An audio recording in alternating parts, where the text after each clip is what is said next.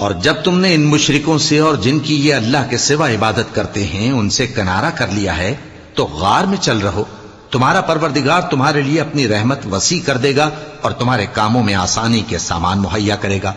اور جب سورج نکلے تو تم دیکھو کہ دھوپ ان کے غار سے داہنی طرف سمٹ جائے، اور جب غروب ہو تو ان سے بائیں طرف کترا جائے، اور وہ اس غار کے کشادہ حصے میں تھے۔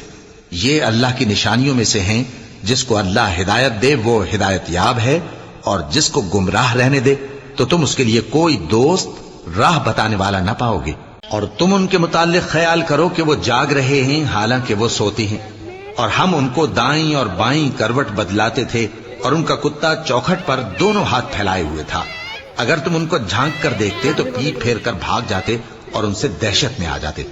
اور اسی طرح ہم نے ان کو اٹھایا تاکہ آپس میں ایک دوسرے سے دریافت کریں۔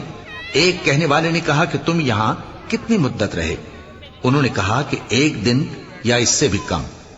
انہوں نے کہا کہ جتنی مدت تم رہے ہو تمہارا پروردگار ہی اس کو خوب جانتا ہے، تو اپنے میں سے کسی کو یہ روپیہ دے کر شہر بھیجو، وہ دیکھے کہ نفیس کھانا کون سا ہے تو اس میں سے کھانا لے آئے، اور احتیاط سے آئے جائے اور تمہارا حال کسی کو نہ بتائے۔ اگر وہ تم پر دسترس پا لیں گے تو تمہیں سنسار کر دیں گے یا پھر اپنے مذہب میں داخل کر لیں گے، اور اس وقت تم کبھی فلاح نہیں پاؤ گے۔